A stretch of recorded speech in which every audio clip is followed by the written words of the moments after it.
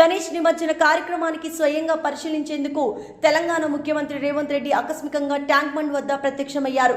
పరిమిత వాహనాలతో సాదాసీదాగా చేరుకున్న ఆయన ఎలాంటి ట్రాఫిక్ క్లియరెన్స్ లేకుండానే సామాన్యుల మధ్య నిలబడి నిమజ్జన ఏర్పాట్లను పరిశీలించారు.